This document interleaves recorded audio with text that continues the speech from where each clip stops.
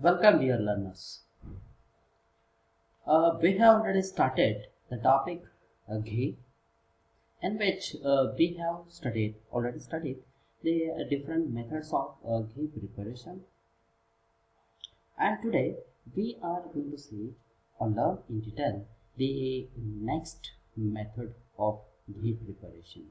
So let's review what we have learned till today.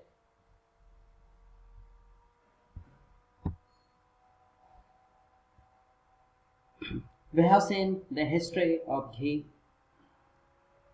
then the definition according to PFA rules 1976, how the ghee is defined by the PFA, then the compositions of both the cow milk and buffalo milk, and various methods, the flow diagrams regarding the various methods, that is the creamery butter method, Desi method, then the direct clarification, price stratification. So far we have completed what we have learned uh, four different methods, that is the creamery butter method, Desi butter, Desi method, then the direct clarification method, and price stratification method. Okay, and today we are going to learn the fifth method, and which is the last method of this unit, that is the continuous ghee preparation method. So in today's lecture we are going to see in detail about the continuous ghee preparation method, then cooling and granulation point, and last but not least, that is the packaging and the storage points. So let's start the first point, that is the continuous method. This is the flow diagram of traditional Desi or the country method of ghee preparation, in which we have already discussed the various points which is given here. And we have already discussed about the creamery butter method. This is the flow diagram of creamery butter method. Then the direct clarification method, in which the cream is directly was used for the preparation of ghee. Instead, in this method, instead of taking the butter, cream was directly taken into a ghee boiler, and therefore this is called as the direct clarification method. Means the direct cream is taken here for in ghee boiler for the preparation of ghee. Therefore, it is called as the direct clarification method. And these are the merits and demerits of this method. The first merits, overall economic in labor compared to the creamery butter method, since one stage the cream to the butter is eliminated. It means that the one stage is completely eliminated into this method, that is the direct clarification method, and therefore it helps to save the labor cost, and therefore it is more economical than the creamery butter method. That's why this is the first merit of this method. Whereas the demerits, the lower percentage of fat recovery in ghee due to the greater fat loss in the ghee residue,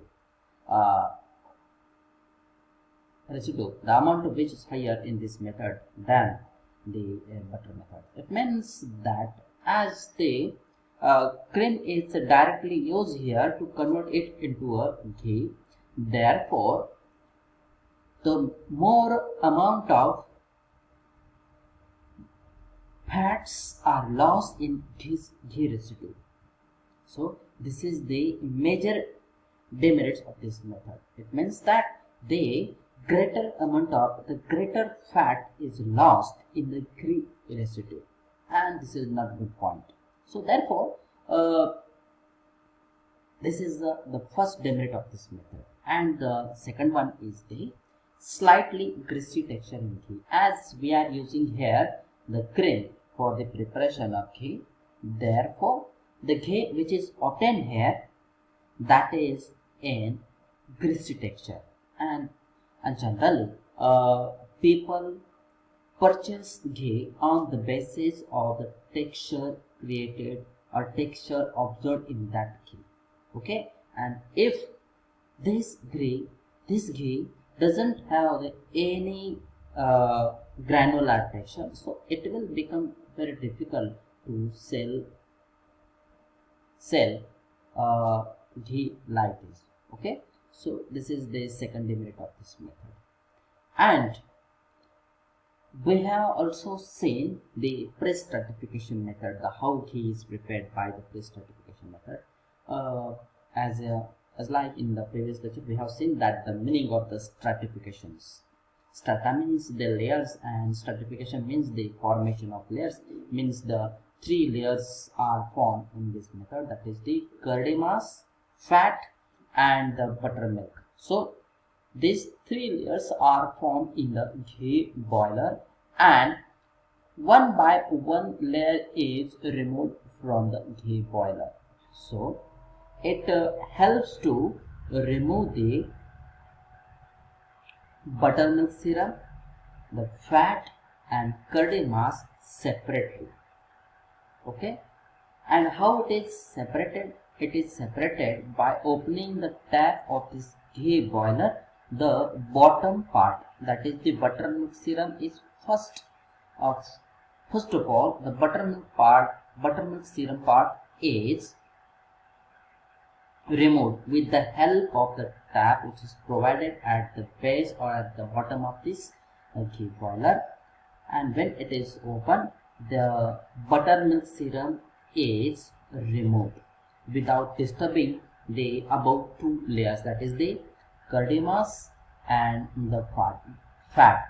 Without disturbing these two layers, this layer is removed with the help of the tap which is provided at the bottom of that ghee boiler.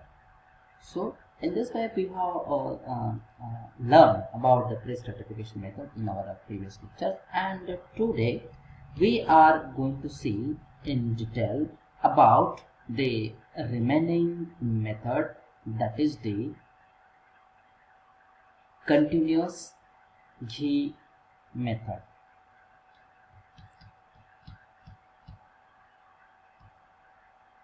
This one. So today we are going to learn in detail about the continuous method, as very little information available on this method.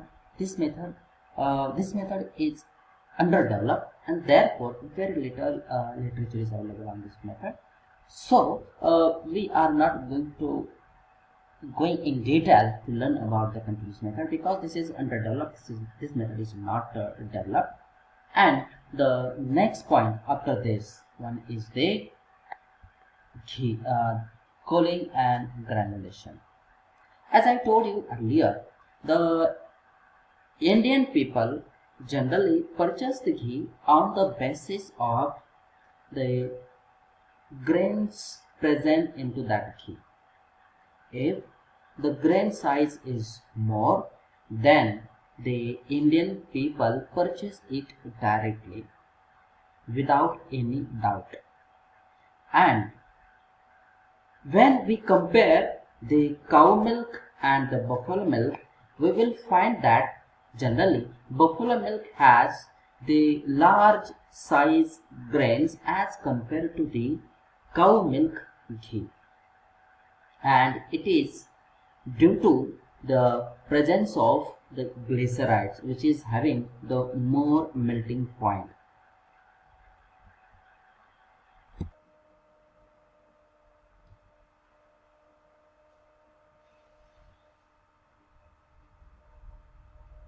When ghee is ready, it is allowed to cool and for the formation of grains into that. And as I told you earlier, the buffalo milk generally has the large size grains as compared to the buffalo, and it is due to the presence of glycerides of higher melting point, which in buffalo milk has more saturated fatty acids For example, the palmitic and stearic as compared to the buffalo milk, and those saturated fatty acids has the more melting point.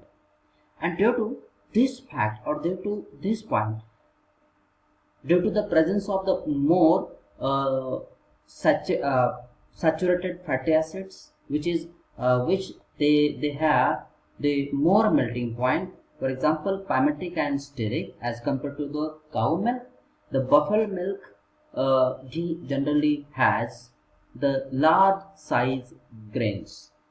Okay, and when again the some researchers also observed that when the ghee is boiled to 60 to 100 degrees Celsius, in that case also the very small size of grains generally forms. It is observed that if the ghee is prepared by the direct clarification method or creamery butter method, generally this type of ghee generally has a greasy texture. They forms very small size of grains, and some researchers also reported that when ghee is heated to 60 to 100 degrees Celsius and directly it is cooled, it results to the small size of the grain particles or grain size. And it is recommended that if cow milk is stored at the 29 degrees Celsius and the buffalo ghee is stored at the 31 degrees Celsius, then it helps to form a large size crystals. So in this way the cooling and granulation is carried out. Just keep it in mind, cooling and granulation process is generally carried out to form a large size grain. Okay, and how the grains are formed in buffalo milk, generally the grain size is bigger as compared to the cow milk, and it is due to the presence of saturated fatty acid, that is the palmitic and stearic, which present more in buffalo milk as compared to the cow milk. And after the cooling and granulation, the final step is the packaging and storage. When ghee is ready, it is packed in a suitable containers. For example, generally the tin containers are used for the packaging of this ghee, and the researchers reported that the feasible or the suitable temperature for the storage of this ghee. It is said that ghee should be stored 5 to 38 degrees Celsius in Indian conditions. So this is for the storage. This is about the storage temperature to which the ghee is stored. When we think about the packaging, while selection when the container is selected, it is selected on the basis of it should be non-toxic, it should be easily available, it should be not costly, and it should be resistant to rough handling. By considering all these points, packaging material is selected, and when the packaging material is selected, in retail the ghee is packed in various containers, and then it is stored till the marketing. And storage temperature is, that is the 5 to 38 degrees Celsius the ghee is stored.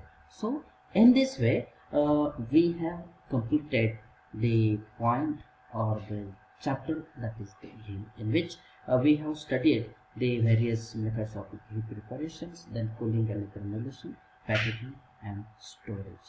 So thank you very much for listening me.